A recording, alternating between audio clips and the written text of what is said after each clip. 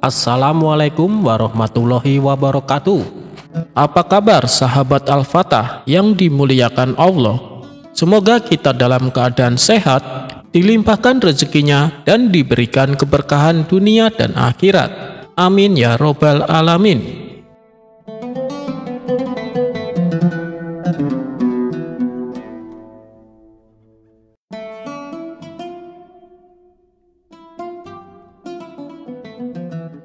Bulan Ramadan sebentar lagi tiba. Semua orang sibuk mempersiapkan diri untuk berpuasa, termasuk Abu Nawas. Namun ada satu orang yang tampak gelisah. Dia adalah Abu Jahil. Abu Jahil yang terkenal malas dan suka makan merasa khawatir. Bagaimana aku bisa bertahan tidak makan dan minum seharian? Pikirnya. Lalu ia pun datang ke rumah Abu Nawas untuk meminta solusi. Wahai Abu Nawas, engkau kan orang paling cerdik. Tolonglah aku ingin puasa, tapi aku juga tidak ingin kelaparan, kata Abu Jahil dengan wajah cemas. Abu Nawas berpikir sejenak, kemudian tersenyum penuh tipu muslihat. Tenang saja wahai Abu Jahil, aku punya cara agar kau tetap bisa puasa tanpa merasa lapar. Apa caranya? Cepat katakan, tanya Abu Jahil tampak bersemangat. Abu Nawas mendekat dan berbisik, tidurlah sepanjang hari, bangunnya hanya saat berbuka, jawab Abu Nawas. Mendengar itu Abu Jahil mengangguk-angguk. Ide yang bagus, aku akan mencobanya. Dan di hari pertama Ramadan, Abu Jahil tidur dari pagi sampai sore. Begitu bangun, azan maghrib berkumandang. Wah, hebat, aku sukses puasa tanpa rasa lapar, katanya dengan bangga. Namun, di hari kedua, perutnya mulai protes. Abu Jahil tidak tahan dan akhirnya memutuskan tidur lebih awal. Namun entah kenapa, ia malah terbangun di tengah hari karena suara perutnya sendiri. Ia melihat jam masih pukul 11 siang. Astaga, aku masih harus menahan lapar 7 jam lagi. Abu Jahil tak kehabisan akal. Ia pun pergi ke rumah Abu Nawas lagi. Abu Nawas, aku tidak tahan. Apa ada cara lain agar aku bisa tetap makan tanpa membatalkan puasa? Abu Nawas kembali tersenyum. Tentu saja ada. Datanglah ke pasar setelah subuh. Abu Jahil pun mengikuti saran Abu Nawas. Setelah sahur, ia langsung ke pasar. Ia mencium aroma makanan yang lezat. Lalu, ia melihat para pedagang sibuk menyiapkan makanan untuk berbuka. Abu Jahil berpikir, kalau aku hanya mencium aroma makanan, apakah puasaku batal? Maka ia pun berdiri di dekat penjual makanan, menghirup dalam-dalam bau makanan tersebut. Tiba-tiba penjual makanan itu menegurnya. Abu Jahil, apa yang kau lakukan di sini? Abu Jahil tersenyum malu. Aku hanya berbuka dengan aroma makanan saja.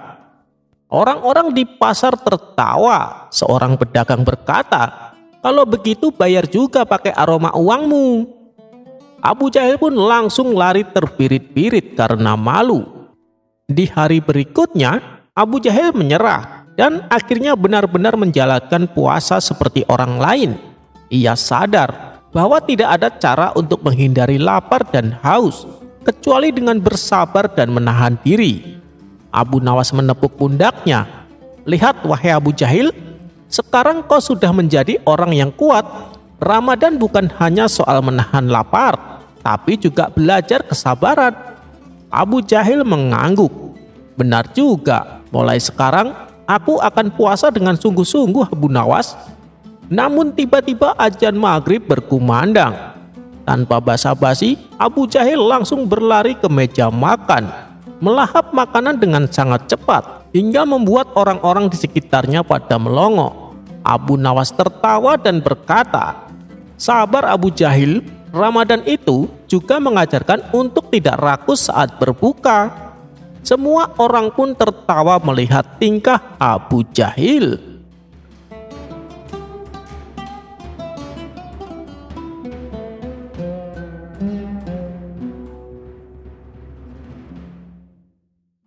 Alkisah, pada suatu ketika Abu Nawas akan ke negeri seberang dengan tujuan urusan berniaga.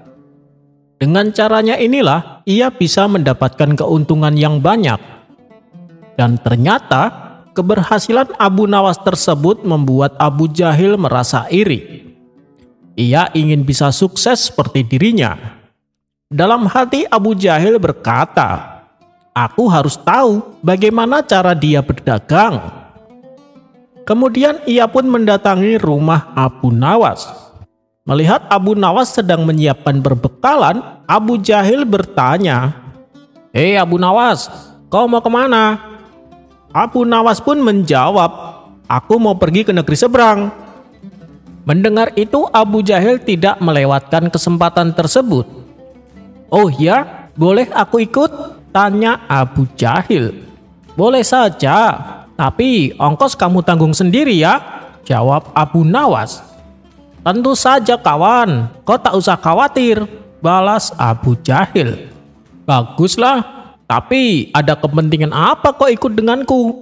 tanya Abu Nawas. "Begini Abu Nawas, aku ingin belajar dagang kepadamu, biar bisa sukses sepertimu," jawab Abu Jahil. "Oh, jadi itu alasannya. Baiklah," ucap Abu Nawas. Maka keduanya pun menuju pelabuhan untuk menumpang sebuah kapal besar.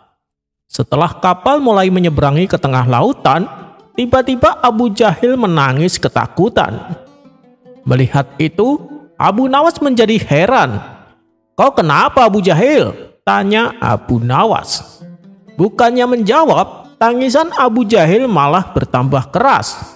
Apalagi ketika gerakan kapal tak stabil karena terguncang oleh ombak besar.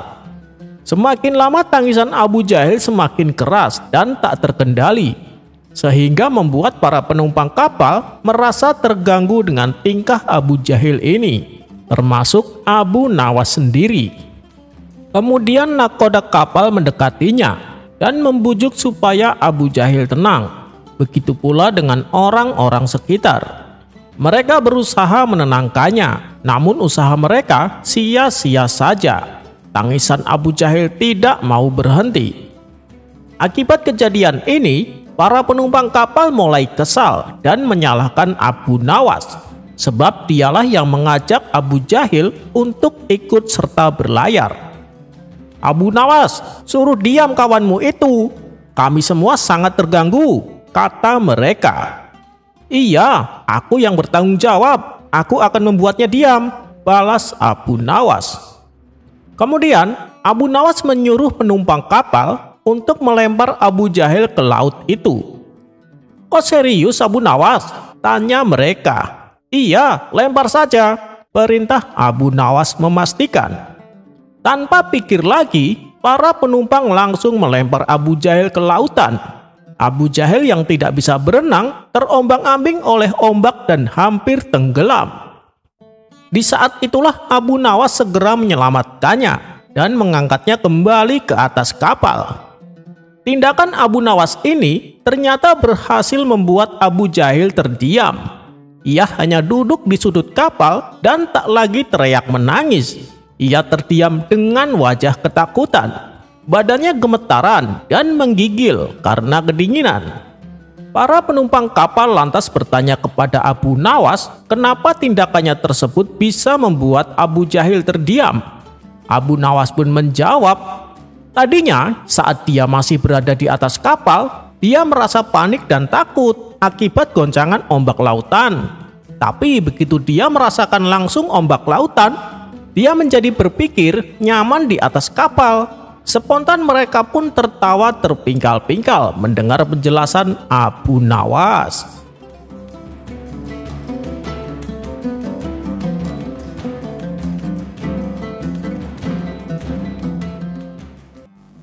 Pada suatu hari, sang raja meminta kepada tukang emasnya yang sudah tua untuk menuliskan sesuatu di dalam cincinnya.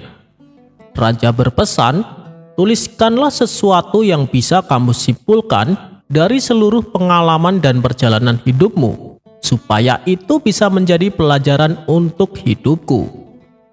Berbulan-bulan si tukang emas yang tua itu membuat cincinnya. Lalu lebih sulitnya menuliskan apa yang penting di cincin emas kecil itu.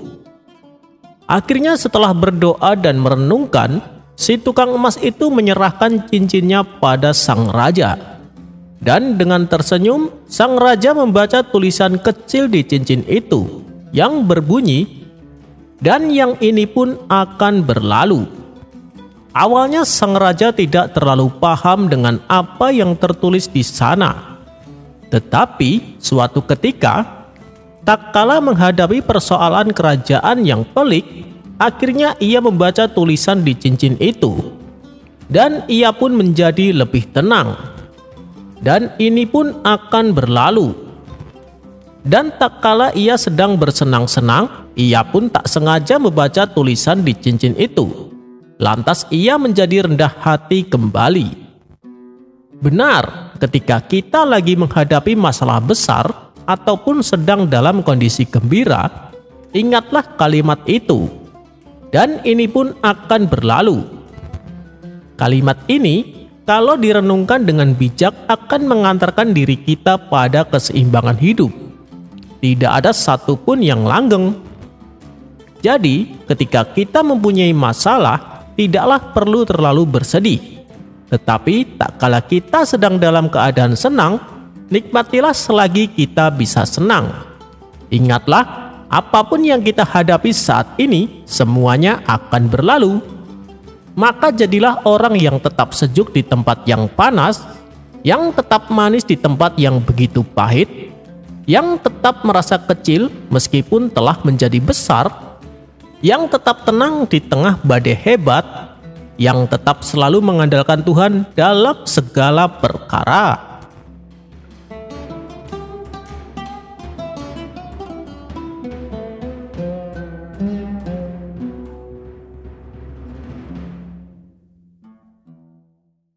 Bukan sekali dua kali, Abu Nawas melancong ke negeri tetangga.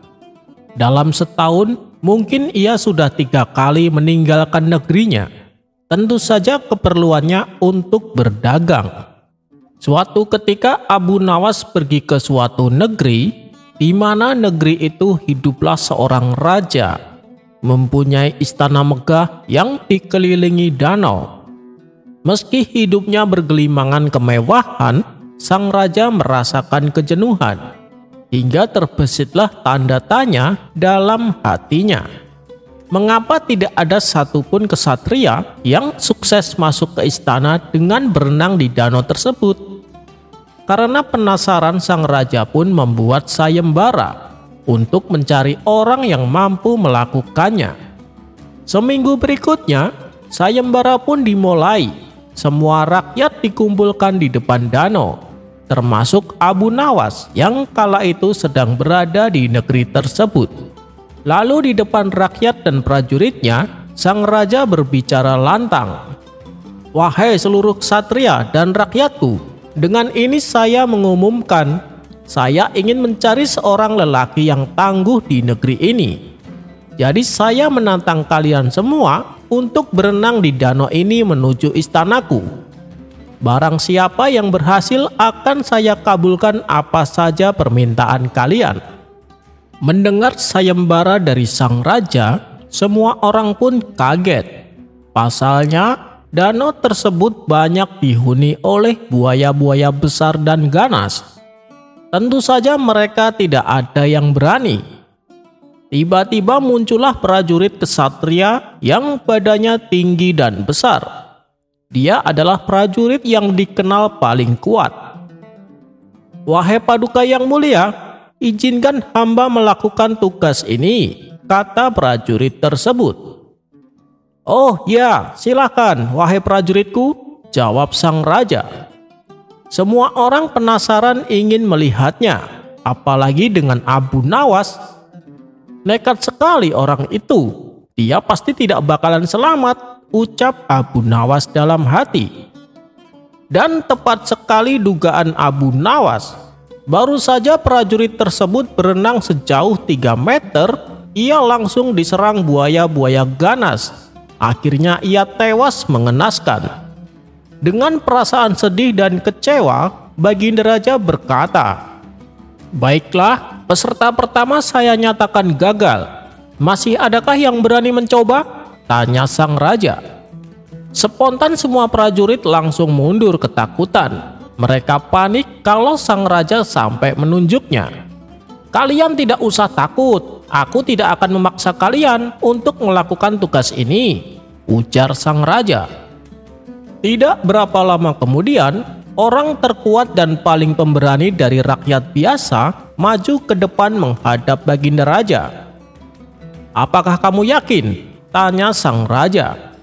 "Jangan khawatir Paduka, hamba adalah pawang buaya. Hamba pasti bisa berhasil," jawab orang tersebut. Sang raja langsung terlihat ceria. "Baiklah, silahkan terjun ke danau itu," titah sang raja. Kemudian orang itu melaksanakan perintah rajanya. Ia terjun ke danau yang penuh dengan buaya. Akan tetapi dia tetap saja mati. Ia memang tidak diserang oleh buaya, namun ia mati tenggelam karena tidak bisa berenang. Akhirnya semua orang yang ada di sana pun menjadi takut. Mereka ikut mundur bersama yang lainnya. "Waduh, tidak ada yang berani. Bagaimana negeri ini bisa menjadi kuat kalau kalian semua menjadi penakut?" kata sang raja kecewa. Dan tiba-tiba terlihat Abu Nawas langsung menceburkan diri ke dalam danau. Perbuatannya ini tentu saja membuat semua orang kaget dan cemas, termasuk sang raja tersebut. Abu Nawas terlihat berenang sekuat tenaga. Beberapa kali ia menghindari dari serangan buaya. "Ini luar biasa, ayo terus, teriak sang raja kegirangan.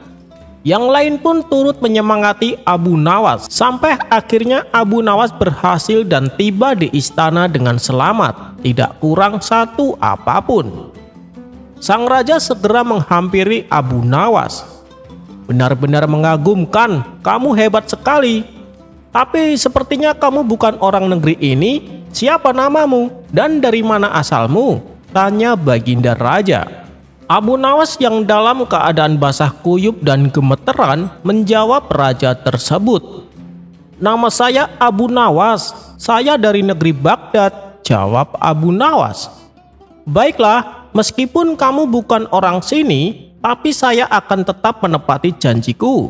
Sekarang apa yang kau inginkan?" tanya Baginda Raja. "Saya ada satu permintaan," balas Abu Nawas. "Apa itu? Apakah kau ingin menikah dengan putriku?" tanya sang raja. Bukan itu," jawab Abu Nawas.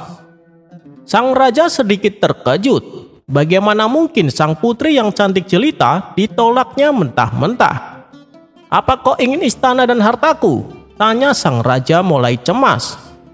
"Itu juga bukan. Aku tidak menginginkan semua itu," saut Abu Nawas.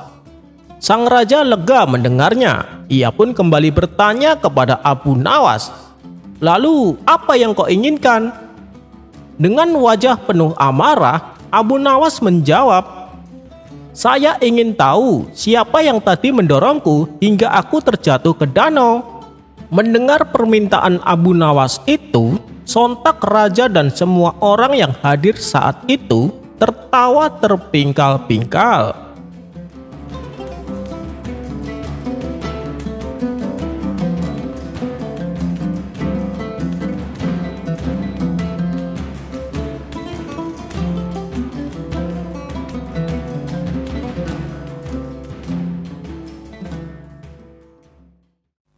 Di sela-sela waktu senggangnya, Baginda Raja memanggil Abu Nawas ke istana.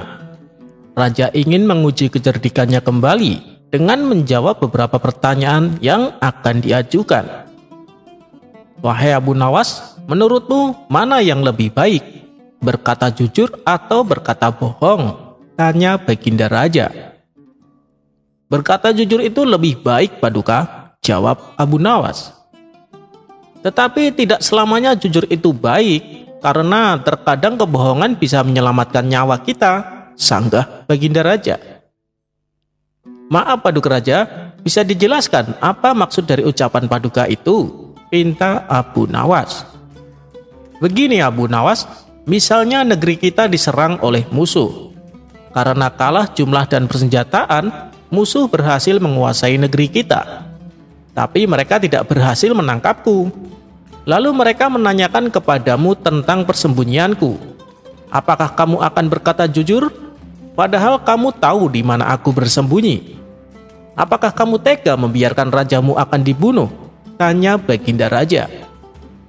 Oh, kalau begitu, aku tidak akan berbohong dan tidak juga akan berkata jujur. Aku akan berkata, aku tidak tahu, jelas Abu Nawas. Baginda Raja pun menertawakan kecerdikan Abu Nawas dan menghadiahi sekantong keping emas.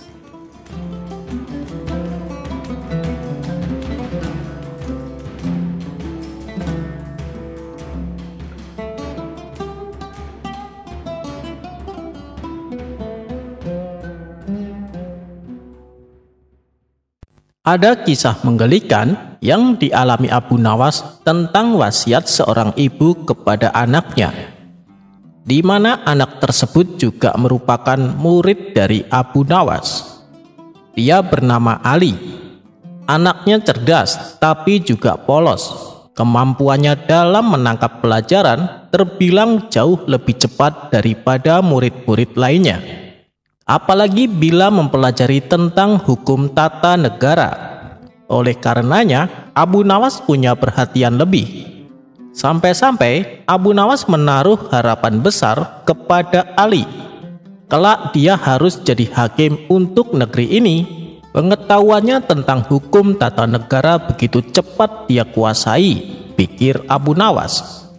Kemudian, supaya si anak menjadi pribadi yang alim dan jujur, Abu Nawas menanamkan ilmu agama kepadanya, agar kelak bila menjadi hakim adalah hakim yang bertakwa, tak bisa disogok dan selalu memberikan keadilan kepada rakyatnya.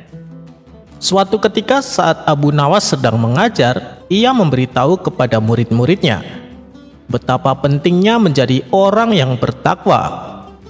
Wahai anak-anakku, bila besar nanti kalian ingin jadi pejabat, jadilah pejabat yang bertakwa, agar tidak tergoda untuk berbuat korupsi, tidak semena-mena kepada rakyat jelata. Dan bila kalian ingin jadi pedagang, jadilah pedagang yang bertakwa juga, agar kalian jadi pedagang yang jujur dan tidak merugikan pembeli. Karena dengan menjadi orang bertakwa, apapun profesi kalian, insya Allah akan jadi pribadi yang baik. Dan ketika kalian meninggal nanti, dalam keadaan husnul khotimah dan jadi penghuni surga, tutur Abu Nawas. Seluruh muridnya dengan seksama mendengarkan petuah gurunya. Di saat itulah Abu Nawas mengajukan sebuah pertanyaan. Siapa yang ingin jadi ahli surga? Acungkan tangannya. Sontak seluruh muridnya yang ada di majelis langsung mengacungkan tangan. Akan tetapi ada satu murid yang tidak melakukannya. Dia adalah Ali, anak Abu Nawas yang paling cerdas, di mana Abu Nawas punya perhatian lebih kepadanya. Karena heran dengan sikap Ali, Abu Nawas pun menghampirinya. Wahai Ali, kenapa kau tidak mengacungkan tangan kau? Kau tidak ingin jadi penghuni surga kah? Tanya Abu Nawas. Tidak guru, jawab Ali sambil menggelengkan kepalanya. Lalu kau ingin jadi penghuni neraka? Tanya Abu Nawas kembali. Itu juga tidak guru, jawab Ali sambil tetap menggelengkan kepalanya. Terus apa maksudmu? Tanya Abu Nawas penasaran. Ini guru, karena saya ingin jadi hakim. Waktu ibu saya akan meninggal, beliau berwasiat kepadaku. Wahai anakku, apapun yang terjadi, kamu harus menjadi hakim di negeri ini. Oleh sebab itulah, saya giat mempelajari tentang ilmu hukum tata negara, jawab Ali dengan polosnya. Mendengar alasan Ali, si Abu Nawas pun tertawa geli atas kepolosan anak didiknya.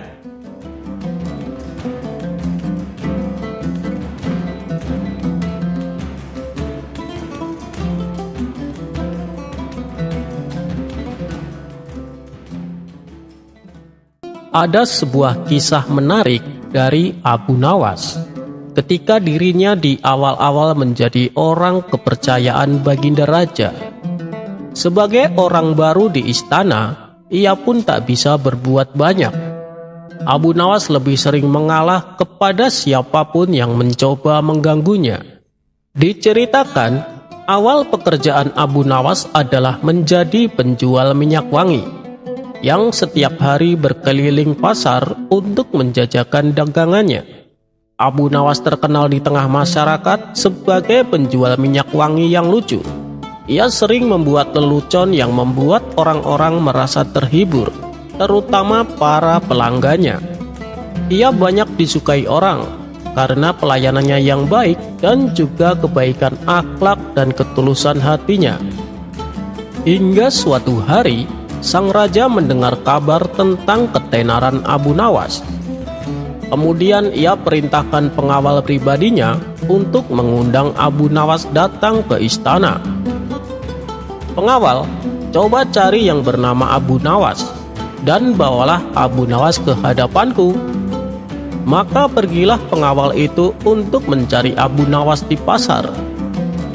Singkat cerita, Abu Nawas pun datang menghadap Baginda Raja. "Wahai Abu Nawas, mulai hari ini dan seterusnya, kamu tidak usah jualan keliling pasar lagi. Kamu akan bekerja di istanaku, memberi minuman untuk para tamuku. Setelah itu, kau duduk di sampingku dan menceritakan leluconmu untukku," titah Baginda Raja. "Baik, Paduka yang mulia," jawab Abu Nawas dengan hati berbunga-bunga. Maka pulanglah Abu Nawas dan ia menceritakan kabar gembira itu kepada istrinya, bahwa ia akan menjadi pelayan di istana. Keesokan harinya, Abu Nawas ke istana dengan mengenakan pakaian terbaiknya. Ia memasuki ruangan yang telah dipenuhi oleh para tamu sang raja. Abu Nawas memulai pekerjaannya, membagikan minuman untuk para tamu. Setelah itu, ia duduk di samping raja untuk menceritakan kisah-kisah leluconnya. Semua tamu undangan tertawa terbahak-bahak mendengar cerita Abu Nawas. Raja pun menjadi sangat terhibur. Dan ketika menjelang sore, setelah menerima upah, maka ia pulang ke rumahnya. Begitulah keadaan Abu Nawas untuk beberapa waktu yang cukup lama. Sampai suatu hari, sang pengawal pribadi Baginda Raja merasa cemburu akan kedekatan Abu Nawas dengan sang raja. Setelah Abu Nawas menjalankan tugasnya sebagai pelayan istana, maka pulanglah ia ke rumah. Dan ternyata pengawal tersebut mengikutinya. Kemudian ia berkata, "Hai Abu Nawas, aku ini kan sudah lama menjadi pengawal pribadi Baginda Raja. Aku hafal betul sikap Baginda Raja. Nah, tadi waktu kamu bicara dengan Baginda Raja, aku melihat ada gelagat Baginda Raja yang aneh. Sepertinya Baginda Raja sangat terganggu dengan bau mulutmu." Mendengar itu, Abu Nawas pun terkejut, karena selama ini ia merasa tak punya bau mulut. Tapi sebagai orang baru di istana, ia pun menerimanya dan kemudian bertanya, "Oh, begitu ya Tuan. Lalu apa yang harus aku lakukan agar Baginda Raja tidak terganggu dengan bau mulutku?" Si pengawal pun menjawab, "Saat kau berbicara di depan raja, sebaiknya kau tutupi mulutmu dengan tangan." "Oh, baiklah," jawab Abu Nawas. Ketika pagi telah tiba dan matahari mulai menampakkan sinarnya, pergilah Abu Nawas ke istana. Seperti tugas biasanya, ia memberi minum para tamu raja, kemudian duduk di samping raja. Abu Nawas melanjutkan tugasnya bercerita kisah-kisah yang lucu. Namun kali ini, Abu Nawas bercerita sambil menutupi mulutnya dengan tangan. Baginda Raja menjadi tersinggung, begitu pula dengan para tamunya. Setelah Abu Nawas pulang, maka Baginda Raja berkata kepada pengawal setianya, "Hei pengawal, sikap Abu Nawas hari ini membuatku tersinggung. Apalagi ia lakukan di depan para tamuku." Si pengawal pribadinya menjawab dengan memprovokasi, Maaf Paduka, sebenarnya saya tahu kenapa Abu Nawas bicara dengan menutup mulutnya begitu. Tapi saya takut jika memberitahu Paduka, nanti Paduka akan marah dan memenggal kepala saya. Baginda Raja lalu berkata, "Katakanlah yang sesungguhnya, maka kau akan aman." Pengawal itu kembali berkata, "Kata Abu Nawas sangat terganggu dengan bau mulut Paduka." Mendengar itu, Baginda Raja menjadi sangat murka. "Kurang ajar, dia berani menghinaku." Keesokan paginya, seperti biasa Abu Nawas datang ke istana untuk melakukan tugasnya. "Hei, Abu Nawas, hari ini kau tidak usah bercerita. Ada tugas lain untukmu. Sekarang juga, berikan kado hadiah ini ke rumah Tuan Ali," titah Baginda Raja. "Baik Paduka yang mulia," jawab Abu Nawas. Abu Nawas pun lalu meninggalkan istana untuk mengantarkan kado hadiah tersebut. Ternyata pengawal yang dengki kepada Abu Nawas diam-diam mengikutinya. "Hei Abu Nawas, tunggu!" teriaknya sambil berlari mengejar Abu Nawas. "Kamu dapat tugas apa dari Baginda Raja?" tanya si pengawal. Kemudian Abu Nawas menjawab, "Saya disuruh mengantar kado hadiah ini ke rumah Tuan Ali," balas Abu Nawas. Aneh, padahal kemarin Raja sangat murka dengan Abu Nawas, tapi sekarang ia malah diberi kepercayaan untuk memberikan kado hadiah untuk Tuan Ali, pikir pengawal tersebut. "Sini, biar aku saja yang mengantarkannya. Aku lebih berhak daripada kamu," kata si pengawal sambil merebut paksa kado hadiah tersebut. Abu Nawas berusaha mencegahnya, tapi ia tidak bisa. Kemudian, si pengawal pergi ke rumah Tuan Ali untuk memberikan kado hadiahnya. Setelah kado tersebut diterima Tuan Ali melihat di dalamnya ada surat yang bertuliskan, "Siapa saja yang mengantarkan kado ini, penggal kepalanya." Ternyata Tuan Ali adalah seorang algojo kerajaan. Maka ditangkaplah pengawal tersebut dan dipenggal kepalanya. Hari berikutnya Abu Nawas kembali datang ke istana untuk melakukan tugas kesehariannya. Baginda Raja pun kaget melihat Abu Nawas masih hidup. "Wahai Abu Nawas, saya ingin bertanya kepadamu," tanya Baginda Raja. "Silahkan Paduka yang mulia," jawab Abu Nawas. "Kenapa kamu kemarin bercerita dengan menutupi mulutmu pakai tangan?" tanya Baginda Raja. "Ampun Paduka yang mulia," kata pengawal pribadi Paduka, "ketika hamba bercerita, Paduka dan para tamu sangat terganggu dengan bau mulut saya, dan saya disarankan untuk menutupi mulut saya dengan tangan saat saya berbicara di depan Paduka," ujar Abu Nawas. Baginda Raja kebingungan dengan pengakuan Abu Nawas yang berbeda dengan apa yang diceritakan pengawal pribadinya. Dan Raja pun sangat murka kepadanya karena kebohongannya yang dibuat-buat. Kemudian sang Raja kembali bertanya kepada Abu Nawas, "Lalu bagaimana dengan kado hadiah yang kuberikan kepadamu kemarin?" "Ampun Paduka yang mulia, kado tersebut direbut paksa oleh pengawal Paduka. Katanya dia lebih berhak dan pantas yang mendapatkan tugas itu." Maka Raja pun tersenyum sambil berkata, "Sungguh ia benar-benar lebih berhak mendapatkannya daripada kamu Abu Nawas." Akhirnya Abu Nawas kembali menceritakan kisah-kisah lucunya.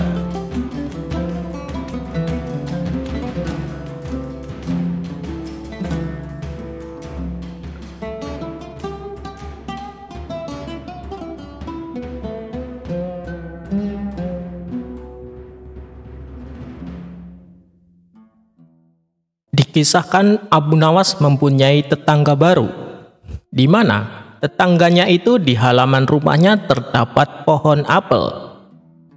Namun, yang membuat Abu Nawas kaget, ternyata tetangganya adalah penganut aliran lain, yaitu sebagai pemuja pohon. Setiap pagi dan sore, tetangganya tersebut memberikan sesajen makanan kepada pohon apel yang ada di halaman rumahnya. Suatu hari, saat Abu Nawas pulang dari masjid, ia merasakan keinginan untuk memakan buah apel. Tapi sayangnya, ia tidak punya uang untuk membelinya. Sedangkan kalau ia minta kepada tetangganya itu suatu hal yang mustahil, karena pohon apel tersebut dijadikan sesembahan oleh tetangganya. Dan saat ia melintas di depan rumah tetangganya tersebut, kebetulan tetangganya itu sedang memberikan sesajen makanan. Abu Nawas yang terkenal dengan sifat konyolnya segera menghampiri tetangganya tersebut. "Wahai kawan, pohonmu ini benar-benar tampak sangat lemas. Aku yakin pohon ini pasti sangat lapar," ujar Abu Nawas sambil memandangi pohon apel. Mendengar ucapan Abu Nawas, tetangganya kebingungan dan heran. "Hei Abu Nawas, bagaimana mungkin pohon bisa merasakan lapar? Dari mana kau tahu?" tanya tetangganya. "Tentu saja aku tahu. Bukankah selama ini sesajen yang kau berikan tidak pernah ia makan? Dan lihatlah, ada buah apel yang seharusnya dipetik namun tetap tergantung di sana. Pohon ini pasti merasakan kelaparan karena tidak ada yang memetik buah itu," ujar Abu Nawas. Tetangganya tersebut tertegun dengan jawaban Abu Nawas. Ia pun segera memetik buah apel yang sudah matang, lalu memberikannya kepada Abu Nawas. Setelah mendapatkan buah apel, Abu Nawas langsung membawanya pulang sambil tertawa terpingkal-pingkal.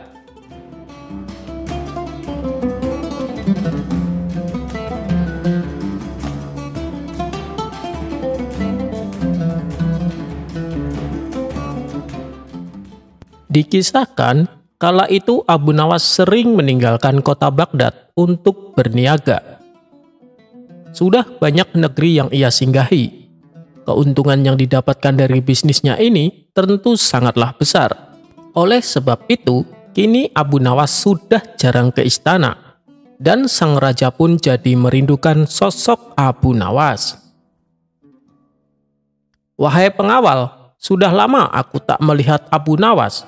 Suruh Abu Nawas kemari," kata Baginda Raja. "Ampun Paduka, Abu Nawas sedang berada di negeri seberang untuk berniaga," jawab salah satu pengawal. "Sekarang dia jadi orang sibuk ya, hingga tak pernah lagi datang kemari," kata Baginda Raja mengeluh. Singkat cerita, saat Abu Nawas pulang, ia pun segera datang ke istana menghadap Baginda Raja. "Selamat datang wahai Abu Nawas, bagaimana kabarmu?" sambut Baginda Raja senang. "Alhamdulillah Paduka, saya baik-baik saja," balas Abu Nawas. "Bagaimana usaha dagangmu? Kamu sekarang jadi orang sibuk hingga sampai lupa sama rajamu sendiri," tutur Baginda Raja. "Ampun Paduka, saya sama sekali tidak akan melupakan Baginda Raja. Tapi kesibukan saya yang membuat saya tidak sempat menghadap Paduka," jawab Abu Nawas. "Ngomong-ngomong, kapan kamu akan keluar kota lagi?" tanya Baginda Raja. "Insya Allah besok Paduka," jawab Abu Nawas singkat. "Oh ya, kali ini negeri mana yang akan kau datangi?" tanya Baginda Raja kembali. Abu Nawas lalu menyebut sebuah negeri yang sempat membuat Baginda Raja kaget. "Hati-hati Abu Nawas, saya dengar kabar di negeri tersebut rajanya terkenal jahat. Kalau kamu sampai kenapa-kenapa di sana, segera kabari saya," ujar Baginda Raja. "Baik Paduka yang mulia," balas Abu Nawas. Keduanya pun lalu ngobrol panjang lebar, bercanda tawa, melepaskan rasa kangennya. Keesokan harinya Abu Nawas melakukan perjalanan menuju negeri yang disebutkan. Singkat cerita, sampailah Abu Nawas di negeri tersebut. Ia menelusuri jalanan kota yang cukup asing baginya. "Baru kali ini aku merasakan ada kota sepi. Kota-kota yang saya singgahi sebelumnya hampir semuanya ramai penuh dengan orang-orang jualan." Setelah beberapa lama berjalan, Abu Nawas mulai merasakan letih. Apalagi barang dagangan yang ia bawa terbilang cukup banyak. Ia pun mendatangi rumah salah satu warga. "Assalamualaikum, bolehkah saya numpang istirahat?" kata Abu Nawas sambil mengetuk pintu. Setelah pintu rumah dibuka, ternyata penghuninya adalah seorang wanita tua dan anak gadisnya. "Silakan masuk, Tuan," jawab si wanita tua itu.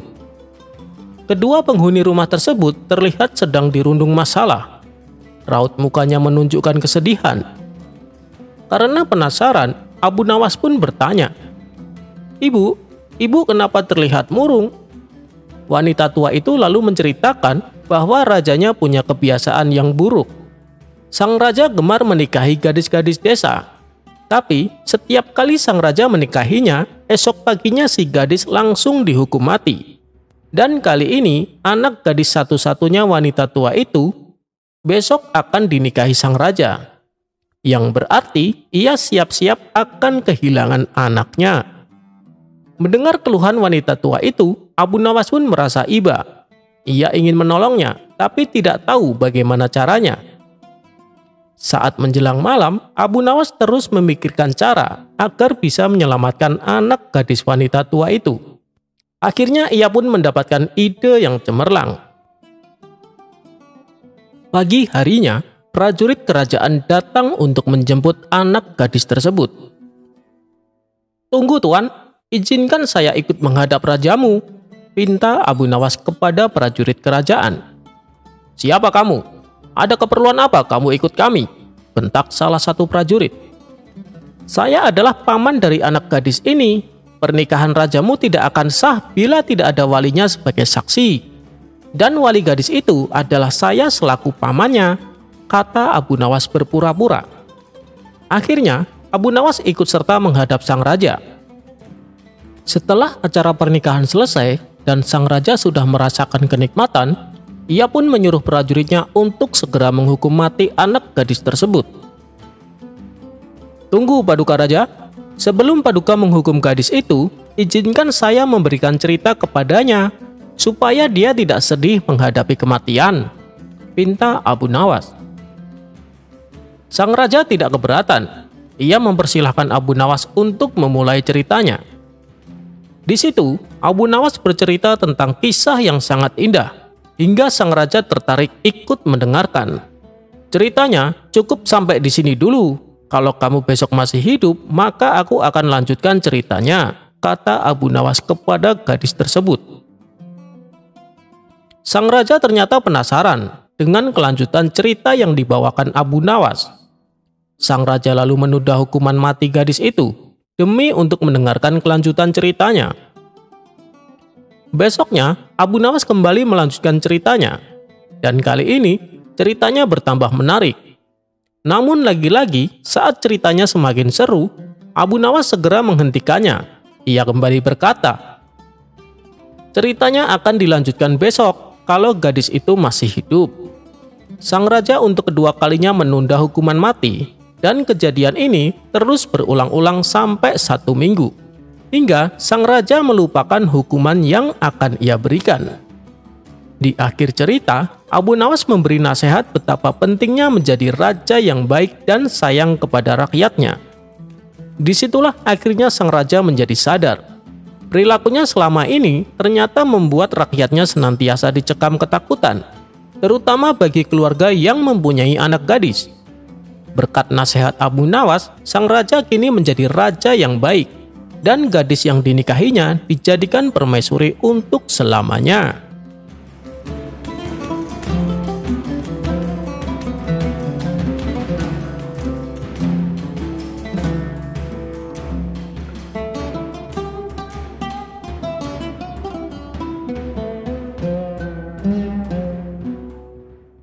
Cerita Abu Nawas kali ini bermula ketika Baginda Raja hendak memastikan perekonomian rakyat berjalan lancar menjelang Hari Raya Idul Fitri. Ia pun memerintahkan Menteri Perdagangan Al-Mukarram Syekh Abdillah Ihsanuddin Al-Samarkandi untuk memantau pasar. Baginda Raja meminta agar sang menteri mengecek bahwa semua kebutuhan pokok masyarakat tersedia, mulai yang terbesar hingga paling kecil. Satu saja bahan pokok tidak ada di pasar, maka itu akan jadi gorengan politik sampai pelosok desa bahwa raja tidak becus memimpin Baghdad. Pastikan gula tersedia di pasar, harga garam murah, gandum tidak kurang. Pokoknya Anda cek semua kebutuhan pokok masyarakat. Titah Baginda Raja kepada Menteri Ihsanuddin. Satu lagi, sekarang menjelang lebaran, jangan cuma pasokan daging yang dikontrol, tapi kulit ketupat juga. Barang murah biasanya diremehkan. Nanti orang bilang kulit ketupat yang murah saja tidak ada, apalagi daging, imbuh Baginda Raja. Baik Baginda Raja, jawab sang menteri. Keluar dari istana, menteri langsung memanggil staf ahli negara yakni Abu Nawas untuk membantu mengecek pasar. Ia memerintahkan pujangga cerdas yang dikenal loyal kepada Baginda Raja ini untuk mengecek pasar dengan asumsi tidak mungkin memberi laporan palsu. Menteri meminta Abu Nawas mengecek pasar dan mendata semua yang ada di sana. Pastikan semua kebutuhan pokok rakyat tersedia dan tidak ada yang menimbun barang, pintanya. Alangkah bahagianya Abu Nawas ketika berada di pasar. Ia melihat semua kebutuhan rakyat tersedia. Rakyat gembira di bawah kepemimpinan Baginda Raja. Gula menumpuk, garam tersedia, gandum murah, daging apa saja ada. Pokoknya Baghdad di bawah Baginda Raja benar-benar mencerminkan kemakmuran. Abu Nawas juga mengecek kulit ketupat sesuai pesan menteri. Benar juga, jika kulit ketupat saja tidak ada di pasar, bagaimana dengan kapulaga dan bawang bombay? Dengan wajah ceria, Abu Nawas kembali ke istana menteri untuk melaporkan hasil surveinya. Wah, Baghdad tersenyum di bawah kepemimpinan Baginda Raja dan Menteri Ihsanuddin. Jelasnya, semua kebutuhan pokok tersedia. Bagaimana dengan garam, gandum, gula? Tanya Ihsanuddin untuk menambah keyakinannya. Ada Tuan Menteri, jawab Abu Nawas lagi. Daging? Tanya Menteri makin penasaran. Daging banyak, semua halal, ucap Abu Nawas meyakinkan Menteri. Bagaimana dengan kulit ketupat? Ingat, ini musim lebaran, kata Menteri kembali bertanya. Nah, untuk kulit ketupat sudah saya cek di semua pasar. Kulit ketupat kosong, ungkap Abu Nawas. Mendengar jawaban Abu Nawas, Menteri Ihsanuddin kaget luar biasa. Tanpa bertanya lagi, dia bergegas menuju istana dan menyampaikan laporannya agar Baginda Raja senang. Sesampainya di istana, si menteri segera melaporkan kepada Raja. Baginda, ada kabar baik dan juga ada kabar buruk. Baginda mau dengar yang mana dulu? Ucap sang menteri. Apa kabar baiknya? Tanya Baginda Raja. Semua kebutuhan pokok tersedia di pasar, jawab sang menteri. Kabar buruknya? Tanya lagi Baginda Raja dengan penuh rasa penasaran. Kabar buruknya hanya kulit ketupat yang tidak ada di pasaran, entah hilang dari pasaran atau ada yang menimbun, kata menteri yakin. Mendengar jawaban menterinya, Baginda Raja mengerahkan serdadunya untuk menebang pelepah kurma sebanyak mungkin, lalu membuat kulit ketupat ramai-ramai.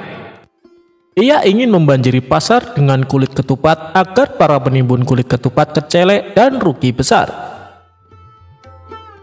Tapi Baginda Raja tidak puas. Dia langsung terjun ke pasar hari itu juga mengecek kebutuhan pokok. Betapa kagetnya Baginda Raja karena di pasar ternyata banyak orang menjual kulit ketupat. Bagaimana ini Pak Menteri? Di pasar ternyata banyak kulit ketupat dijual, tanya Baginda Raja keheranan. Menteri Ihsanuddin juga kaget. Tapi tadi kata Abu Nawas, di semua pasar kulit ketupat hilang, tidak ada di pasaran, jelasnya terbata-bata. Dia lalu berteriak memanggil Abu Nawas. Abu Nawas, tadi kamu bilang kulit ketupat tidak ada, hilang dari pasaran. Bagaimana ini? Kok ternyata banyak? Tanya menteri dengan nada emosi. Benarkah itu? Tanya Baginda Raja sambil memandang tajam Abu Nawas. Pujangga Baghdad ini dengan tenang mengambil beberapa kulit ketupat dari pedagang, lalu menyerahkan kepada Menteri Ihsanuddin dan Baginda Raja. "Silahkan dipencet, tuan-tuan," kata Abu Nawas dengan suara merendah. "Apa maksudmu?" tanya Baginda Raja. "Apakah semua kulit ketupat itu kosong?" tanya balik Abu Nawas. "Ya, benar, semua kosong," jawab Baginda Raja dan Menteri berbarengan. "Nah, itulah yang tadi saya sampaikan kepada Menteri. Tadi saya katakan di semua pasar kulit ketupat kosong. Lalu salah saya di mana?" tegas Abu Nawas menjelaskan. "Abu Nawas!" teriak Menteri Ihsanuddin. Nah, begitulah cerita Abu Nawas tentang kulit ketupat yang kosong di pasaran, sehingga membuat Menteri dan Baginda Raja panik.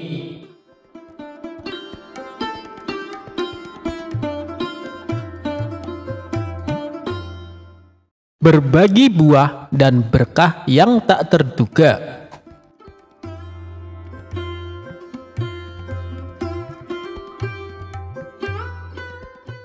Suatu hari, Abu Nawas pergi ke pasar untuk membeli beberapa barang kebutuhan sehari-hari. Saat ia sedang berjalan-jalan di pasar, tiba-tiba ia melihat seorang penjual buah yang tengah sibuk mengatur buah-buahnya dengan rapi. Abu Nawas yang iseng pun mendekati penjual buah tersebut dan bertanya, "Pak penjual, bolehkah saya mencoba buah ini sebelum membelinya?" Penjual buah dengan ramah menjawab, "Tentu saja Pak, silahkan mencoba." Abu Nawas pun mengambil satu buah apel dari tumpukan buah dan memakannya dengan lahap. Setelah beberapa saat, ia mencicipi buah pir, lalu buah anggur, dan seterusnya. Ia terus mencoba buah-buahan tersebut tanpa berniat membelinya. Melihat tingkah Abu Nawas yang mencicipi buah tanpa berniat membeli, penjual buah tersebut mulai kesal. Ia berkata dengan sedikit kesal, "Maaf Pak, Anda sudah mencicipi hampir semua buah yang saya punya. Boleh saya tahu apakah niat Anda membeli buah atau hanya mencoba-coba saja?" Abu Nawas yang cerdik dengan santai menjawab, "Oh, maaf Pak. Sebenarnya saya sedang mencari buah yang paling enak untuk diberikan kepada istri saya. Saya ingin memastikan bahwa buah yang saya beli benar-benar lezat sehingga istri saya senang. Tapi sepertinya semua buah yang Bapak jual sangat enak, saya bingung memilihnya." Penjual buah awalnya kesal, tetapi kemudian ia tersenyum mengerti. Ia berkata, "Baiklah Pak, jika begitu saya akan memberikan harga spesial untuk Anda." Abu Nawas pun tertawa sambil berkata, "Terima kasih Pak, ternyata mencicipi buah-buah ini memberikan manfaat yang baik. Sekarang saya tahu bahwa semuanya enak." Keduanya tertawa bersama. Dan akhirnya Abu Nawas membeli beberapa buah dari penjual tersebut. Ia pulang dengan senang hati, membawa buah-buah lezat untuk istri tercintanya.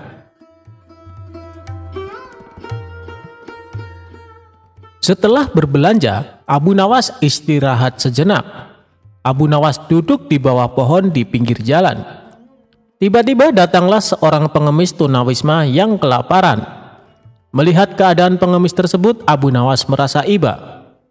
Tanpa pikir panjang, Abu Nawas memutuskan untuk berbagi buah-buah yang baru saja ia beli kepada pengemis itu. Ia memberikan beberapa buah apel, pir, dan anggur kepada pengemis tersebut dengan senyum ramah. Tak lama kemudian, seorang pedagang lewat dan melihat Abu Nawas berbagi buah-buahan kepada pengemis. Pedagang tersebut terkesan dengan perbuatan Abu Nawas yang begitu dermawan. Ia mendekati Abu Nawas dan berkata, "Hei sahabatku, aku melihat apa yang kau lakukan tadi. Kau begitu baik hati dan penuh kepedulian terhadap sesama. Bolehkah aku menawarkan sebuah pekerjaan padamu?" Abu Nawas terkejut, namun tertarik dengan tawaran tersebut. Ia menjawab dengan rasa ingin tahu.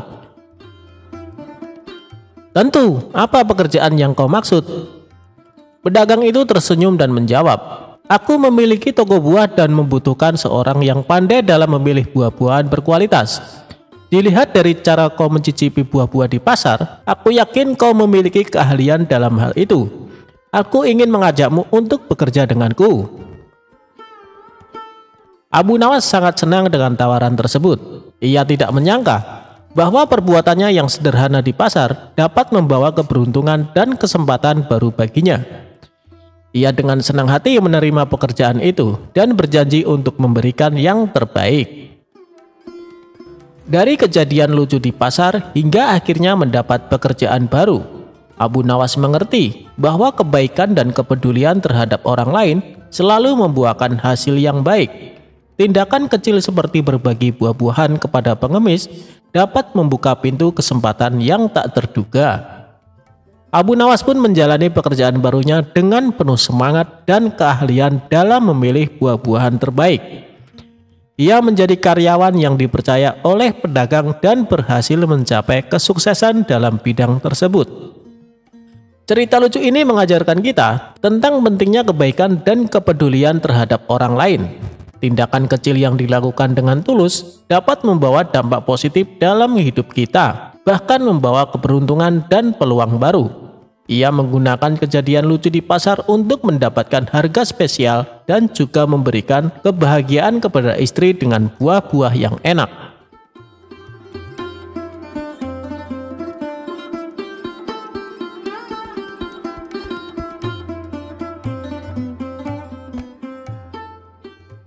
Cara Abu Nawas menurunkan hujan.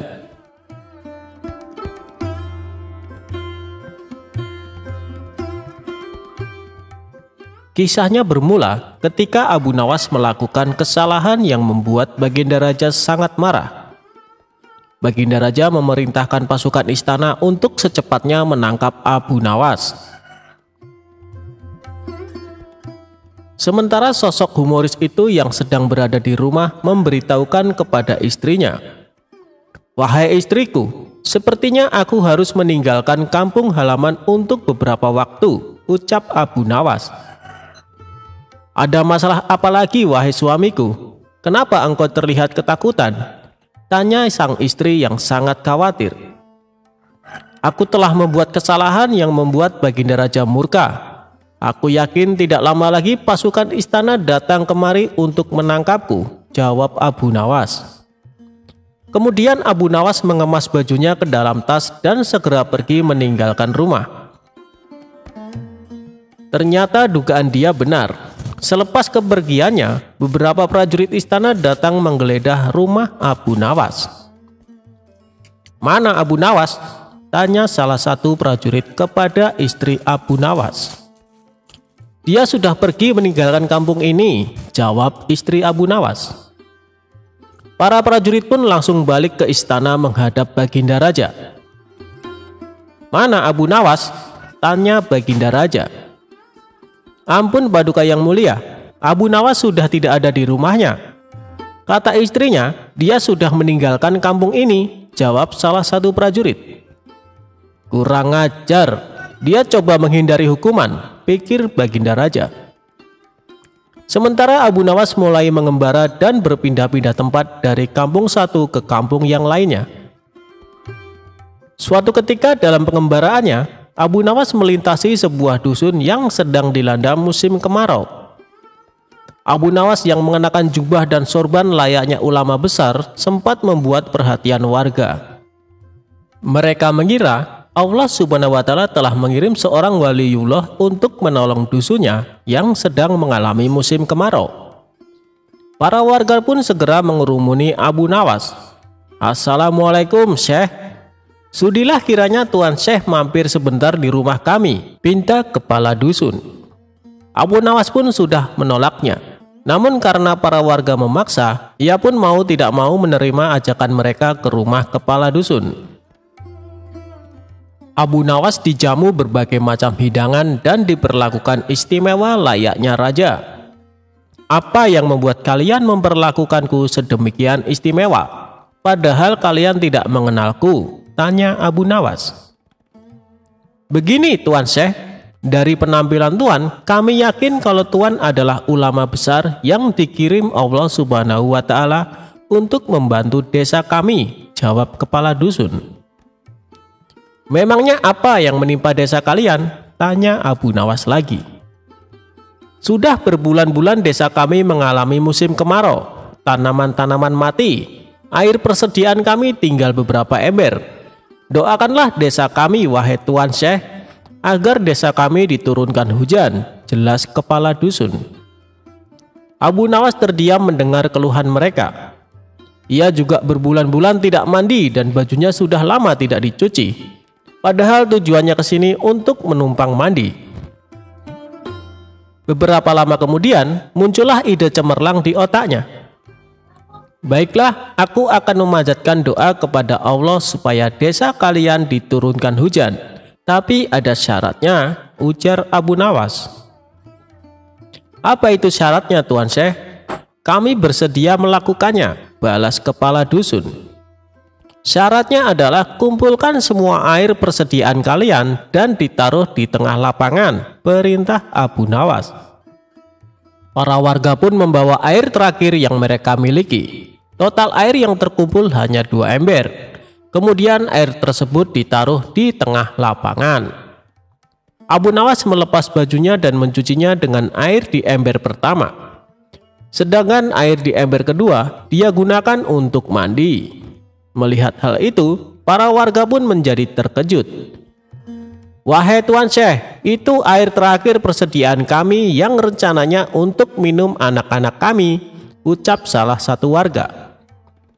Perbuatan Abu Nawas ini tentunya mengundang reaksi kemarahan warga. Ada yang mencemooh, ada yang membentak, ada pula yang menghujat. Namun di tengah kegaduhan itu, Abu Nawas dengan tenang mengangkat bajunya yang dicuci, lalu menjemurnya. Dan perkataan para warga tidak dihiraukannya. Para warga bertambah emosi sehingga hendak memukulinya. Tapi niat mereka langsung terhenti karena tiba-tiba terdengar suara guntur yang disusul hujan lebat. Penduduk pun lupa dengan marahnya. Bahkan sebaliknya, mereka berebutan mencium tangan Abu Nawas dan mulai berteriak kegirangan menyambut datangnya hujan yang sudah lama ditunggu.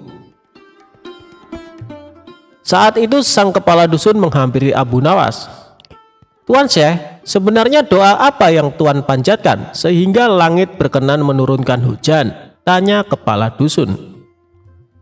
Dengan polosnya Abu Nawas menjawab, begini, doaku biasa saja, tapi jubahku ini tinggal 1 dan tidak pernah dicuci selama berbulan-bulan. Bila aku menjemurnya, pasti hujan akan turun deras. Mungkin karena langit tidak tahan dengan bau jubahku ini, celetuk Abu Nawas cengengesan. Mendengar hal itu, sontak para warga langsung tertawa terpingkal-pingkal. Sejak saat itu Abu Nawas mulai menetap di sana sembari menunggu kemarahan Baginda Raja reda.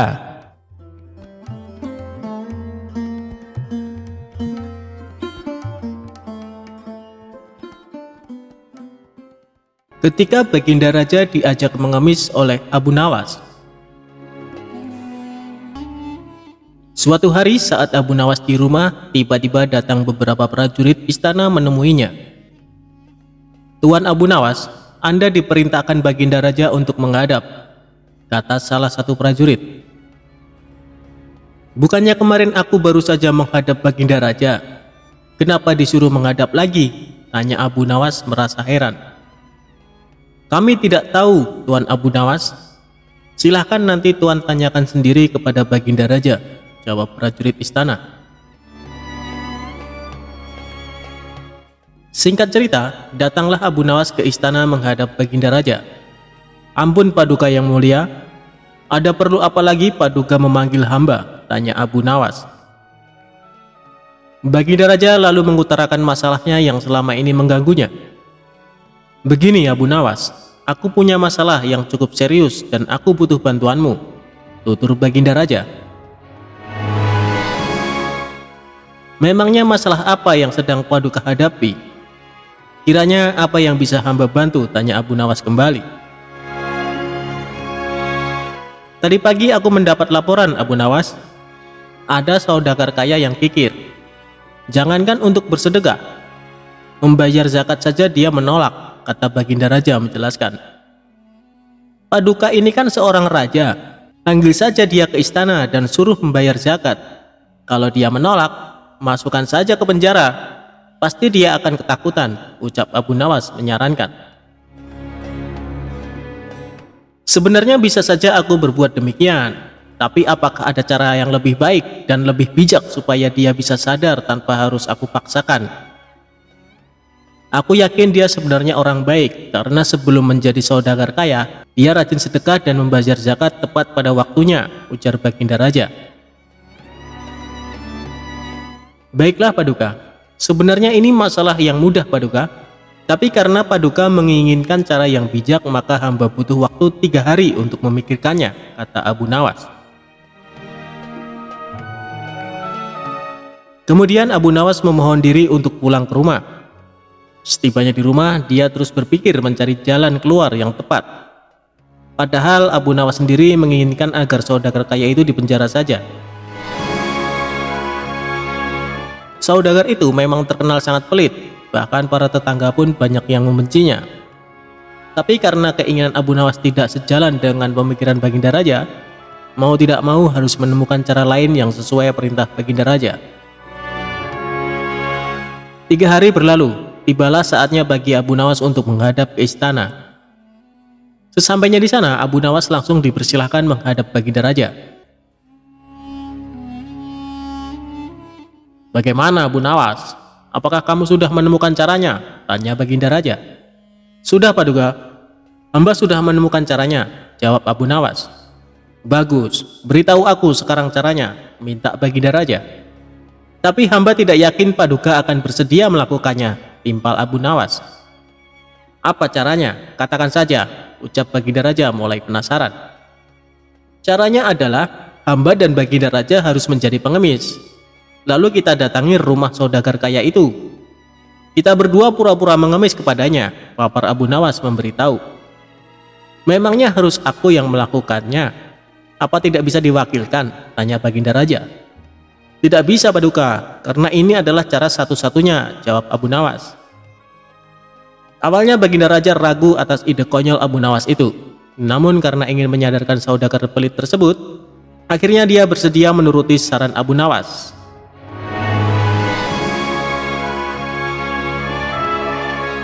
Esok harinya Abu Nawas dan Baginda Raja mendatangi rumah saudagar kaya itu dengan mengenakan baju layaknya pengemis. Setibanya di rumah saudagar kaya, mereka tidak langsung mendatangi rumahnya. Kita awasi dulu Paduka, tunggu saudagar itu keluar. Kalau kita ke sana sekarang, nanti yang akan menemui kita adalah penjaganya. Kita pasti akan diusir. Percuma kita ke sana tapi tidak bisa menjumpai saudagar itu, tutur Abu Nawas. Setelah sekian lama menunggu, akhirnya saudagar kaya tersebut keluar dan duduk di teras. Tanpa menyia-nyiakan waktu, Abu Nawas segera mengajak Baginda Raja menghampiri saudagar kaya tersebut. Tuan, berilah kami sedekah, pinta Abu Nawas. Tidak ada, aku tidak punya uang receh, balas saudagar kaya itu dengan nada ketus. Apakah Tuan punya makanan? Kami lapar sekali Tuan, tanya Abu Nawas. Tidak ada, sana pergi kalian, jawab saudagar tersebut mulai emosi. Baiklah kalau begitu kami minta air putih saja Tuan, balas Abu Nawas. Kalian ini tuli atau gimana sih? Sudah aku bilang tidak punya apa-apa, sana pergi kalian, jangan ganggu aku, bentak saudagar kaya. Di saat itulah Abu Nawas mulai akal cerdiknya, kasihan sekali kalau Tuan tidak punya apa-apa. Kenapa Tuan tidak ikut saja sama kami? Kita mengemis bersama-sama Tuan, ajak Abu Nawas. Akibat perkataan Abu Nawas ini, saudagar kaya menjadi salah tingkah. Antara marah, tersinggung, malu bercampur aduk menjadi satu. Ia pun terdiam untuk beberapa saat. Tiba-tiba terlintas di benaknya ingatan masa lalu. Dahulu dia adalah orang miskin tapi rajin bersedekah. Namun sekarang setelah kaya raya, justru menjadi orang kikir. Wajahnya yang tadinya terlihat galak, kini malah tertunduk lesu. Bagaimana? Apakah Tuan memilih jadi orang miskin atau orang kaya? Kalau masih ingin jadi orang kaya, jangan lupa bersedekah dan bayar zakat. Kalau tidak mau sedekah, mengemis sajalah seperti kami, tutur Abu Nawas.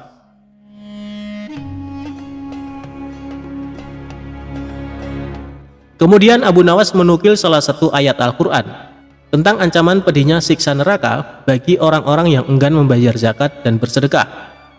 Seketika saudagar tersebut langsung meneteskan air mata. Astagfirullah, aku khilaf telah berbuat zalim, kata saudagar kaya itu sesenggukan. Siapa sebenarnya kalian? Kalian telah menyadarkan kesalahanku. Mari masuk ke dalam, aku akan memberikan kalian makanan, ajak saudagar kaya tersebut. Tidak perlu, kami datang ke sini bukan untuk mengemis, tapi untuk menyadarkanmu, sahut Abu Nawas. Kemudian Abu Nawas dan Baginda Raja menunjukkan jati diri yang sebenarnya. Betapa kagetnya saudagar kaya itu karena ternyata orang yang ada di hadapannya adalah rajanya sendiri. Saudagar kaya itu pun langsung duduk bersimpuh memohon maaf kepada Baginda Raja. Sejak kejadian tersebut, akhirnya saudagar kaya itu rajin sedekah dan taat membayar zakat.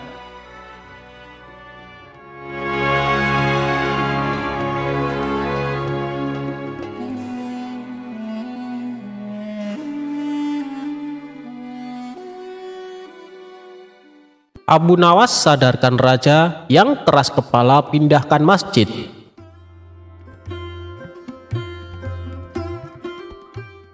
Suatu hari, Abu Nawas diundang oleh raja dari negara tetangga. Di negara itu, sahabatnya yang kini menjadi raja.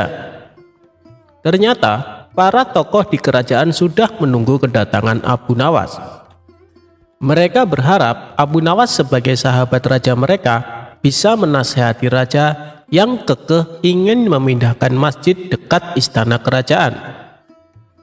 Raja ingin memperluas bangunan istananya agar lebih megah. Dia mendatangkan arsitek dari negara kaya itu untuk merancangkan bangunan istana agar megah. Tetapi sang arsitek setelah melihat area istana merasakan konsep arsitekturnya itu terhalang bangunan masjid kerajaan. Masjid itu sangat bersejarah yang dibangun raja pertama pendiri kerajaan sahabat Abu Nawas itu. Sang raja mengumpulkan para menteri dan penasehat membahas apa yang arsitek inginkan. Tapi ternyata banyak yang menentang memindahkan masjid. Sebenarnya raja juga tidak berani mengusik masjid bersejarah peninggalan leluhurnya. Tetapi desakan arsitek dari kerajaan tetangga yang membantu biaya pembangunan istana, akhirnya raja jadi kekeh agar masjid itu tetap dipindahkan. Kalau masih di tempat sekarang, kata arsitek kepada raja, kemegahan istana tidak bisa optimal. Tetap terganggu dengan bangunan masjid yang sudah terlalu jadul. Makanya raja mengundang sahabatnya Abu Nawas yang terkenal cerdas. Raja berharap sahabatnya bisa memecahkan masalahnya itu. Memperkuat meyakinkan para penentangnya, sebab sekarang rencana memindahkan masjid sudah tersiar ke rakyatnya. Akibatnya, beberapa kali terjadi ribuan rakyat datang ke depan istana kerajaan, melakukan aksi protes kepada raja yang mau memindahkan masjid. Para tokoh itu pun mengendus akan kedatangan Abu Nawas sahabat rajanya. Mereka berupaya mencegat Abu Nawas di tengah perjalanan sebelum dia bertemu dengan raja di istana. Tuan Abu Nawas, tolonglah, raja sudah tidak mau mendengar nasihat siapapun. Para ahli tata ruang, ahli ekonomi, sejarah, juga bendahara negara sudah berbusa bicara, tetapi tidak digubris sama sang raja, adu para tokoh itu. Memang, sejak raja bergaul dengan negara tetangga yang tiba-tiba menjadi negara kaya raya, sikap raja jadi berbeda. Raja terpukau dengan kemewahan negara itu yang membangun berbagai jalan mulus dan gedung-gedung mewah. Raja lupa janjinya untuk mensejahterakan rakyat, menurunkan harga sembako, membuka banyak lapangan kerja terlupakan. Raja jadi tertarik membangun fisik mulai jalan yang mulus-mulus, bangunan-bangunan megah. Itu karena negara tetangga yang kaya raya menjanjikan bantuan dana yang besar untuk meniru pembangunan fisik. Walaupun pengerjaan berbagai bangunan fisik itu konsekuensinya harus mendatangkan pekerja dan bahan bangunan dari negeri kaya itu, termasuk membangun tambahan ruang istana. Raja ingin bangunan istana dibuat lebih besar dan mewah. Keyakinan raja, kalau istana megah akan membuat pamor kerajaan disegani dan dikagumi negara lain. Padahal saat itu keuangan negara sedang berkurang. Ekspor barang dari negaranya ke luar negeri sedang seret. Sebaliknya, barang impor tak terbendung membanjiri pasar di kerajaan dengan harga yang mengganggu pedagang lokal. Bendahara negara tidak bisa apa-apa walau dia banyak dikritik para tokoh dan ahli ekonomi. Bendahara takut kalau melawan keinginan raja, jabatannya akan diganti. Hilanglah nanti sumber penghasilan sebagai bendahara negara yang bergaji sangat tinggi. Abu Nawas tidak bisa mengatakan apa-apa kepada para tokoh yang mengadu itu. Dia hanya mendengarkan saja sampai semua tokoh itu tuntas berbicara. Tuan Abu Nawas, sebagai sahabat raja kami, semoga bisa menyadarkan beliau, ujar salah seorang tokoh.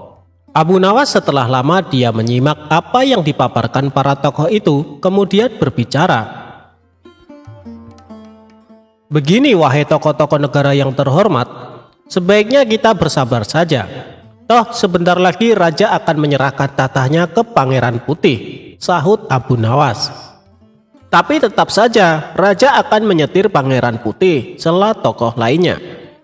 Raja ada dalam pengaruh dan tekanan antek-antek negara kaya itu. Salah satunya si arsitek, tuding tokoh satunya lagi. Begini saja, izinkan saya melanjutkan perjalanan untuk menemui Baginda Raja. Semoga saja ada jalan keluar, ujar Abu Nawas. Akhirnya, para tokoh pun membiarkan Abu Nawas melanjutkan perjalanan menuju istana. Tibalah Abu Nawas ke istana dan disambut gembira raja yang sahabatnya itu. Abu Nawas dan sang raja bersahabat sejak muda. Mereka ketika itu juga bersama Baginda Raja menimba ilmu dari ulama termasyhur di Baghdad. Baginda Raja naik tahta di kerajaannya negeri Abu Nawas. Sedangkan sang raja ini naik tahta di negeri tetangga Baghdad. Beri keberkahan dunia dan akhirat. Amin ya robbal alamin. Menghakimi seorang Yahudi. Dikisahkan, ada seorang pedagang dari Baghdad yang terkenal jujur dan baik hati. Setiap ada pembeli yang datang, ia melayaninya dengan ramah. Adapun barang dagangannya yang dia jual terbilang murah, karena dia hanya mengambil sedikit keuntungan. Hal inilah yang membuat dirinya semakin disukai dan dicintai orang-orang. Di depan toko tempat dia jualan, ada toko milik seorang Yahudi yang jualan dagangannya sama seperti dirinya. Di samping berjualan, si Yahudi ini juga berprofesi sebagai rentenir. Dia orangnya kejam dan tidak kenal ampun, sehingga banyak orang-orang yang sangat membencinya karena ia menjual barangnya dengan harga yang sangat tinggi dan selalu memaksa kepada para pembeli. Hal itu membuat tokonya sepi dan tidak laku.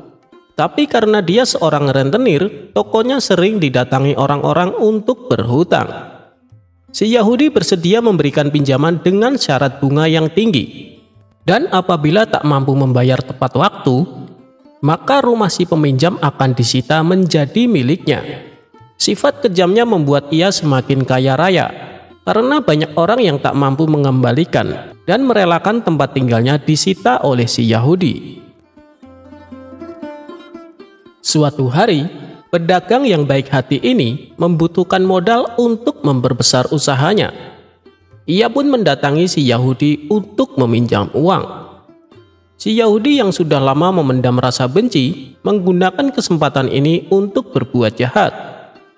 Ia tak meminta rumah sebagai jaminan, tapi meminta sesuatu yang di luar nalar. Aku bersedia meminjamkan uang kepadamu, tapi dengan syarat. Kau harus mengembalikannya 2 kali lipat.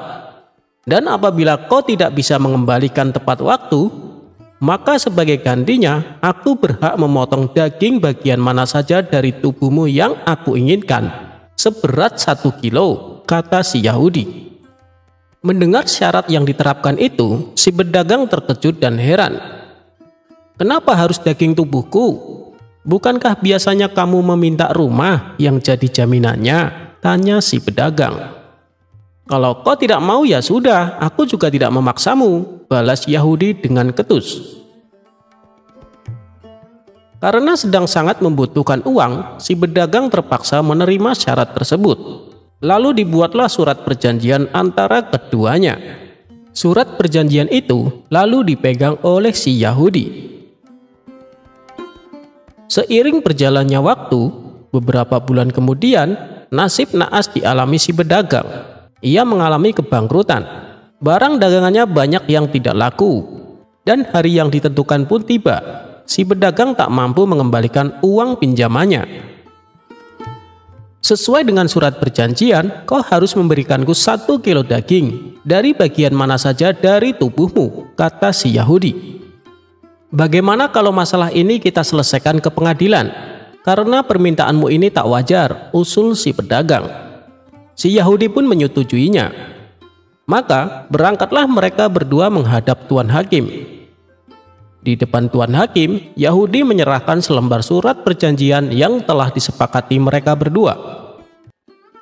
Tuan Hakim, saya meminta hak saya sesuai perjanjian, tapi sepertinya dia enggan memenuhinya, kata si Yahudi mengadu. Lantas, daging bagian mana yang kau inginkan? Tanya Tuan Hakim. Aku menginginkan daging bagian lehernya, jawab si Yahudi. Tentu saja jawaban si Yahudi membuatnya terkejut. Itu sama saja si Yahudi menginginkan kematian si pedagang. Kalau Tuan Hakim menolak, ia akan dianggap tidak adil, karena ada bukti surat perjanjian yang telah disepakati keduanya. Sedangkan kalau Tuan Hakim mengabulkan, nyawa si pedagang akan melayang. Lantaran bingung memecahkan perkara tersebut, Tuan Hakim sengaja menunda-nunda keputusannya sampai berhari-hari. Berharap si Yahudi akan mengurungkan niat buruknya. Akan tetapi, si Yahudi tidak terima. Setiap hari ia selalu mengingatkan Tuan Hakim untuk secepatnya memutuskan dan memberikan haknya. Kasus ini pun menjadi bahan perbincangan di seluruh Baghdad. Ketika Abu Nawas mendengar hal ini, ia segera mendatangi pengadilan menemui Tuan Hakim. Maaf Tuan Hakim, perlihatkanlah surat perjanjian itu kepadaku, pinta Abu Nawas. Tuan Hakim pun memberikan surat perjanjian tersebut. Setelah Abu Nawas menerimanya, ia mulai mempelajari isi dari surat itu. Sejenak Abu Nawas terdiam. Ia mencari solusi yang tepat untuk memecahkan masalah ini. Tidak berapa lama kemudian, Abu Nawas pun mendapatkan jawabannya. Tuan Hakim, aku akan membantumu menyelesaikan kasus ini. Sekarang panggillah si pedagang dan si Yahudi itu, kata Abu Nawas. Singkat cerita, datanglah si pedagang yang baik hati dan orang Yahudi ke pengadilan. Abu Nawas lalu bertanya kepada si pedagang, apakah sewaktu menulis surat perjanjian kau setuju dan mengizinkan kalau si Yahudi memotong 1 kilo daging dari bagian mana saja tubuhmu yang diinginkannya? Si pedagang pun menjawab, iya Tuan Abu. Lalu apa yang kau harapkan dengan kasus ini? Tanya Abu Nawas kembali. Aku hanya ingin keputusan yang terbaik, itu saja Tuan Abu, jawab si pedagang pasrah. Setelah bertanya kepada si pedagang, Abu Nawas lalu berkata kepada Tuan Hakim, wahai Tuan Hakim, izinkanlah aku menjadi hakim untuk memutuskan kasus yang satu ini, pinta Abu Nawas. Silahkan Abu Nawas, sekarang kau yang menjadi hakimnya, jawab Tuan Hakim. Menurut saya, tidak ada keraguan di dalam surat perjanjian ini. Si Yahudi berhak menuntut haknya. Mau tidak mau, si pedagang harus merelakan 1 kilo daging dari bagian tubuhnya. Dan itu harus dilakukan saat ini juga, kata Abu Nawas. Tuan Hakim kaget mendengarnya. Ia tak menyangka kalau Abu Nawas justru membela si Yahudi. Begitu juga dengan si pedagang. Ia mengira akan dibela Abu Nawas, namun justru sebaliknya. Sedangkan si Yahudi merasa senang karena dendamnya kepada si pedagang akan terbalaskan. Lalu, bagian tubuh mana daging yang kau inginkan? Tanya Abu Nawas kepada si Yahudi. Saya menginginkan bagian lehernya, jawab si Yahudi dengan entengnya. Baik, keinginanmu dikabulkan. Wahai Tuan Hakim, ambilkanlah pisau untuknya, perintah Abu Nawas. Dengan berat hati Tuan Hakim memberikan pisau kepada si Yahudi. Betapa senangnya si Yahudi, karena tidak lama lagi si pedagang akan mati di tangannya. Kemudian Abu Nawas kembali berkata kepada si Yahudi, kamu boleh memotongnya sekarang, tapi ingat kau harus memotongnya sesuai surat perjanjian, yaitu tepat 1 kilo daging. Tidak boleh lebih, tidak boleh kurang. Dan jika ternyata daging yang kamu potong beratnya tidak sesuai surat perjanjian, maka sebagai hukumannya kamu harus dibunuh dan semua harta kekayaanmu akan disita oleh negara. Spontan si Yahudi kaget mendengar itu. Sesuatu hal yang tidak mungkin bisa dilakukan, sebab dia diperbolehkan memotong hanya 1 kali. Mana mungkin ia bisa memotong daging tepat 1 kilo? Si Yahudi pun terdiam untuk beberapa lama. Kenapa kau diam saja? Bukankah keinginanmu sudah dikabulkan? Tanya Abu Nawas. Saya tidak bisa melakukannya, Tuan Abu. Lebih baik saya mencabut tuntutan saya, kata si Yahudi ketakutan. Baiklah, kalau begitu kasus ini saya nyatakan ditutup, tegas Abu Nawas. Si Yahudi pun pulang dengan perasaan kecewa. Sementara Tuan Hakim memuji kecerdasan Abu Nawas. Ia memutuskan permasalahan tanpa harus menghilangkan hak si Yahudi, namun juga tidak merugikan si pedagang. Terima kasih Tuan Abu, Anda telah menyelamatkan saya. Awalnya saya mengira Tuan Abu berpihak kepada si Yahudi. Ternyata saya salah menilai. Maafkan saya Tuan Abu, kata si pedagang dengan penuh bahagia. Akhirnya si pedagang pun lolos dari kematiannya.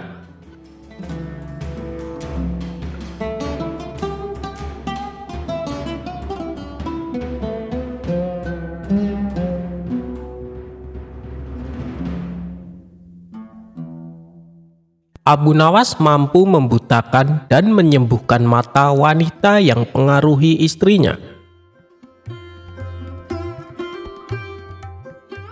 Abu Nawas merupakan tokoh sufi sekaligus pujangga Arab terkenal yang hidup di zaman Baginda Raja Harun.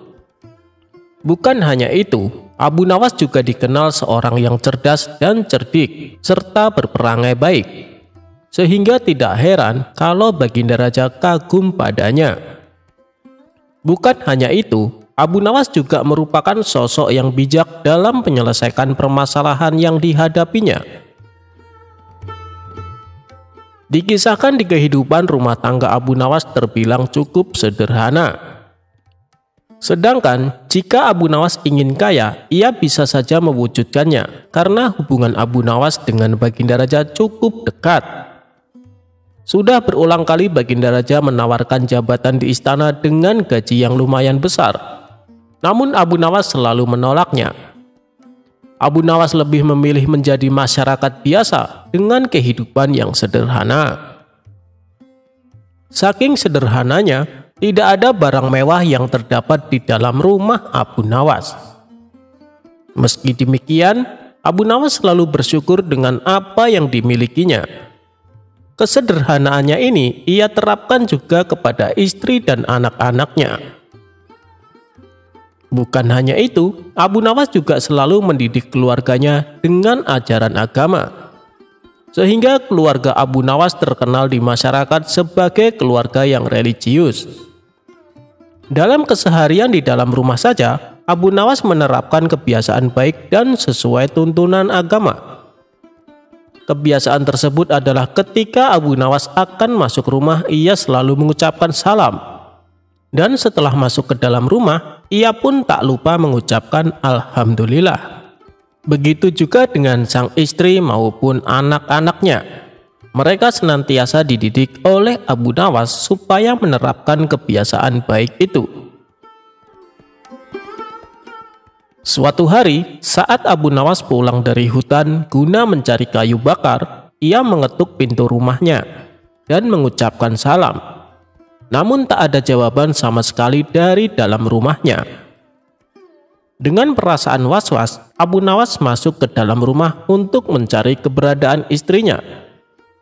Betapa kagetnya Abu Nawas, ia melihat istrinya yang sedang duduk termenung di pojokan ruangan. Alhamdulillah, ternyata istriku baik-baik saja, batin Abu Nawas. Tapi Abu Nawas heran, kenapa sang istri tidak membalas salamnya.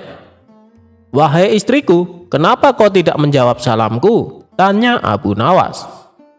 Sang istri hanya terdiam, tatapan matanya seperti sedang memandang kegundahan. Melihat perubahan sikap istrinya, membuat Abu Nawas pun cemas. Ada apa denganmu, wahai istriku? Mengapa tiba-tiba kamu seperti ini? Tanya Abu Nawas khawatir. Sang istri lalu menoleh ke arah Abu Nawas dengan mata yang berkaca-kaca. Wahai suamiku, orang-orang yang dekat dengan Baginda Raja semuanya hidup enak, kebutuhannya selalu terpenuhi, sedangkan kita, sampai kapan kita akan terus begini? Sekiranya engkau mau menemui Baginda Raja dan meminta jabatan di istana, pasti Baginda Raja akan dengan senang hati memberimu jabatan sebagai hakim dan engkau akan menerima gaji yang besar. Dengan begitu, kehidupan kita akan tercukupi. Apapun kebutuhan yang kita inginkan pasti akan terwujud, tutur sang istri. Perkataan istrinya itu membuat Abu Nawas kaget. Kenapa kau bicara seperti itu? Tidak tahukah engkau dengan hari perhitungan di akhirat kelak bila kita hidup dalam kemewahan? Hal itu justru akan menjadi beban kita saat ditanya dari mana kita mendapatkan dan dikemanakan harta kita yang banyak itu, ujar Abu Nawas. Tapi raut kesedihan masih terlihat jelas di wajahnya. Abu Nawas pun kemudian berdoa, Ya Allah, siapa yang hendak merusak rumah tanggaku melalui istriku, maka butakanlah matanya. Beberapa hari kemudian, saat Abu Nawas sedang berzikir, datanglah seorang wanita asing ke rumahnya. Abu Nawas lalu mempersilahkan duduk di ruangan tempat ia biasa menerima tamunya. Ada perlu apa, Bu? Tanya Abu Nawas. Mata saya tiba-tiba buta, Tuan. Padahal selama ini saya tidak pernah merasakan keluhan sakit pada mata saya, jawab wanita itu. Keluhan wanita tersebut mengingatkan Abu Nawas akan doanya tempo hari. Apakah Anda sering menemui istri saya? Tanya Abu Nawas. Iya Tuan Abu, saat Anda tidak di rumah, saya sering menemui istri Tuan untuk mengajaknya ngobrol, jawab wanita tersebut. Doakanlah saya Tuan agar saya sembuh dari kebutaan ini, pinta si wanita. Saya akan mendoakan untuk kesembuhan matamu. Tapi setelah itu, saya minta kepadamu untuk tidak lagi mencampuri urusan rumah tanggaku. Jangan kau hasut istriku supaya hidup dalam kemewahan, tegas Abu Nawas. Si wanita itu pun kaget mendengarnya. Ia tak menyangka Abu Nawas mengetahuinya. Maafkan saya Tuan, memang beberapa hari ini saya sering membujuk istri Tuan agar dia meminta kepada Tuan bersedia menjadi hakim istana, balas wanita tersebut. Perbuatanmu saya maafkan, tapi jangan keulangi lagi, kata Abu Nawas menasehati. Kemudian Abu Nawas mendoakan si wanita agar disembuhkan dari penyakit kebutaan. Beberapa hari kemudian wanita itu dapat kembali melihat seperti sedia kala, dan ia tak lagi berani mempengaruhi istri Abu Nawas.